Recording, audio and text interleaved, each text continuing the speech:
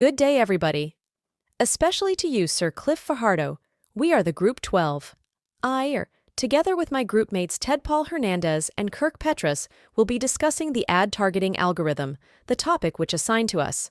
Over the past few decades, the way we understand the concept of ad targeting has been changing.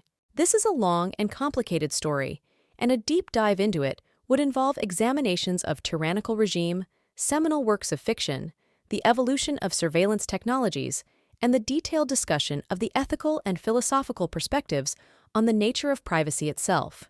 This is only a 5-minute video, but there's one aspect and particular of privacy in the 21st century which I think merits discussion advertising, which I know compared to those other topics might not sound that incendiary. But the rise of targeted advertising is a good indicator of how our expectation of privacy has changed. You've probably experienced that now commonplace online occurrence, where you Google a new product, then start seeing adverts for it everywhere. And while we generally accept that this is the way the internet works these days, you have to admit such a brazen reminder, where being watched is a bit creepy, more unsettling still is, when you've only mentioned that product and face-to-face conversation.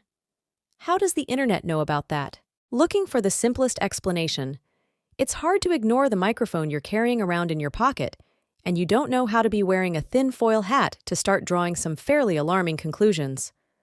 But before go too far down that rabbit hole, I should say that while I definitely understand the logic of the thought process personally, I'm pretty confident your phone isn't listening to your conversations. In order to advertise to you primarily because the risk far outweigh anything that companies would stand to gain. I'm not saying that they wouldn't gain anything from listening in, I'm just saying they don't have to. Because when it comes to targeting you with weirdly specific adverts, have already got all the information they need. Let me explain. Advertising is all about demographics dividing people up into categories. The more information a company has about you, the more specific they can make the adverts you see. As an example of just how far this can go, let's look at what we share with Facebook, one of the more notable offenders. First, there's the basics age job relationship status. Already dispute you in some demographic boxes. But you can also post on Facebook about your hobbies. Once you do regularly, once you've tried, or even just want to try. Maybe you join groups for TV shows or films you like, or follow your favorite authors, actors, content creators. All of this data can be and is harvested, and all of it represents advertising demographics that Facebook is putting you in. But it doesn't, and you might check into places, you go favorite restaurants, your gym, our tourist attractions, and which case Facebook knows you're traveling. And even if you don't check in, if the app has access to location services, it knows where you are most of the time anyway. Forget about Facebook knowing where you shop online. It knows where to shop in real life. You freely shared all of these information with Facebook, and in terms of service, let it use that data however it wants, which includes trading it with other companies. But where do the face-to-face conversations come in? Well, Facebook doesn't only have this information on you, they also have it on your friends, as well as knowing how much you speak to and speak those friends. Combining all of these data adds a whole new dimension. Meet 3 friends. Alice, Bob, and Charlie. Alice buys product X online.